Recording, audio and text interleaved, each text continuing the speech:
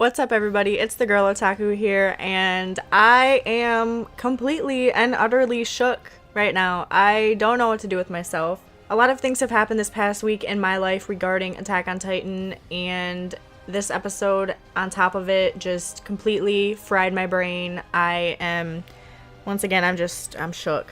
The second time I watched this episode, I took some notes on the things that I want to talk about, but other than that, this video is going to be a pretty laid-back, unscripted discussion video, so no review today.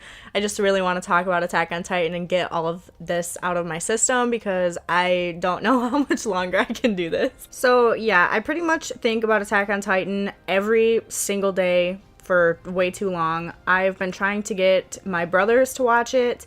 Neither of them are budging. I don't know what I can do to get them to watch it. At this point, I'm watching season 3, both the sub and the dub. I'm watching sub when it comes out on Crunchyroll, and then I'm watching the dubbed weekly on Toonami. I have a problem. I'm obsessed. So, starting at the beginning of episode 43, or season 3, episode 6, there was a line that Historia had said, my father has been an ally to all of humanity within the walls. This line would have completely gone over my head, like, totally would not have registered any thought in my brain had I not been spoiled a little bit on kind of the layout or the setting of Attack on Titan.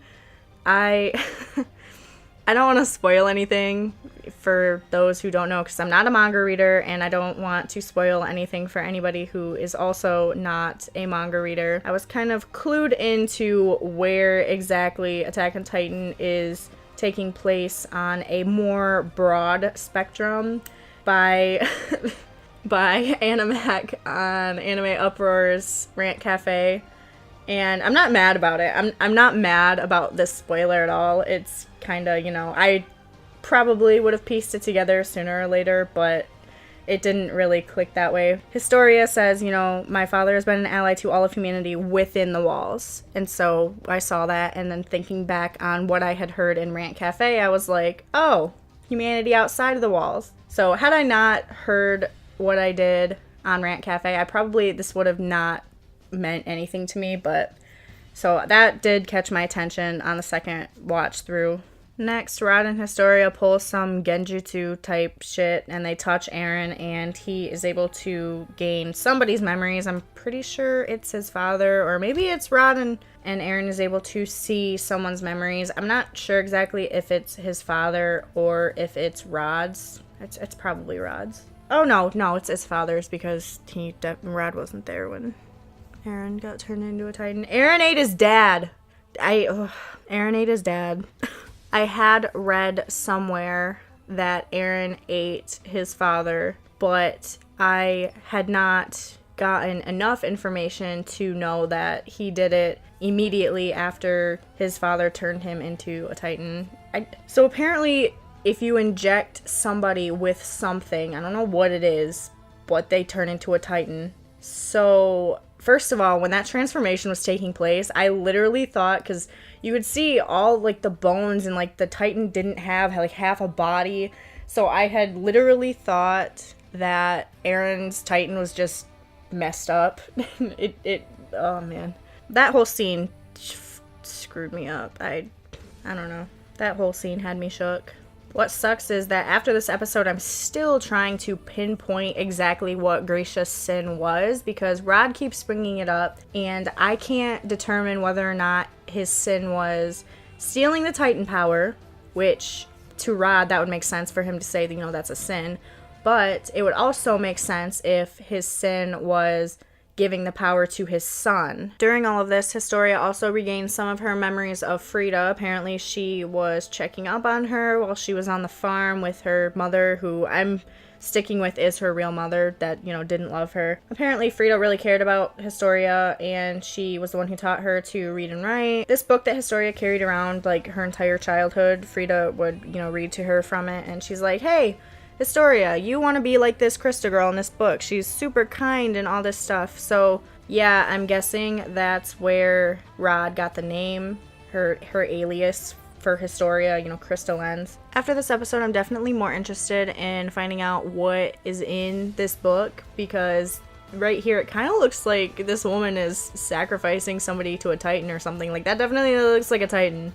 Maybe like a first gen Titan. Right now, I would like to take the time to interrupt and point out that the animators did not need to give us this gorgeous gem right here, but they did, and I am so very thankful for it. I do have doubts about the story that Rod told about Grisha killing the entire Reese family. How did I not talk about Grisha's Titan form? Grisha's Titan form is not really what I was expecting. I don't know what his power is. But yeah, so I also still have doubts about Rod's story, you know, when he said that Grisha killed his entire family for no reason. And then the fact that Rod was the only one to get away, you know, he said miraculously. And I'm like, if this is true, what he's saying, then yeah, it definitely was a miracle.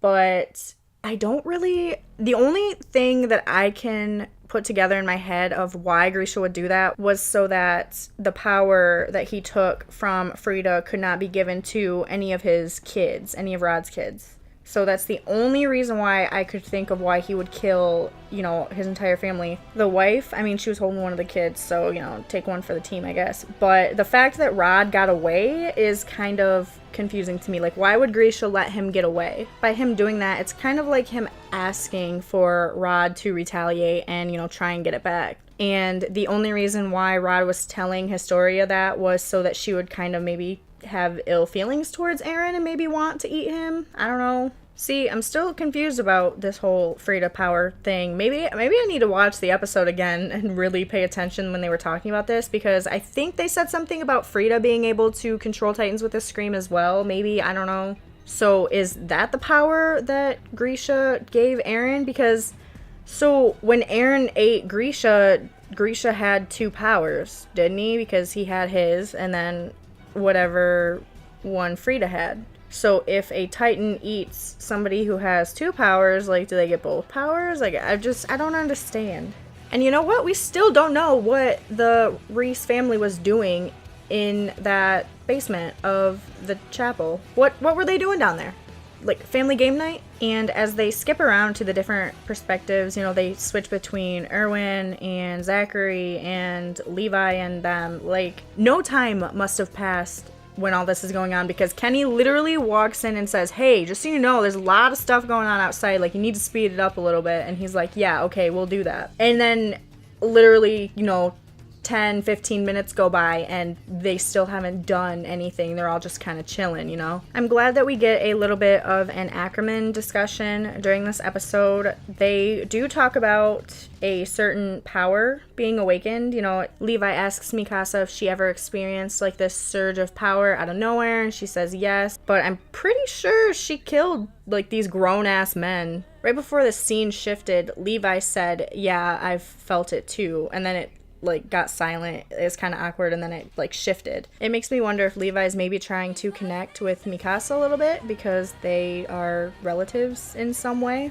Don't know exactly what the power of the Ackermans is, but apparently way back when they used to be kind of like the sword for the king, like they protected the royal family and things like that. And apparently the Oriental clan and the Ackermans broke away from the king and they kind of abandoned him and his ways. So Mikasa's mom was Oriental, her dad was an Ackerman, so I'm assuming it's not really a coincidence that they ended up together. There's also that scene where Kenny is talking to his grandfather and he's like, oh hey, by the way, I found my sister and you know she's working at a brothel and oh my gosh, she's pregnant. So to me, the only thing that I got out of that was, okay, so Levi is Kenny's nephew. I don't think Levi has any idea of what his relation to Kenny really is, or if he does, he's really just not letting on at all, but I don't think he has any idea. Towards the end, when Levi and the scouts that are working with them get to the chapel, and they're kind of like, oh yeah, they must be below this door, and Hanji says something along the lines of, oh,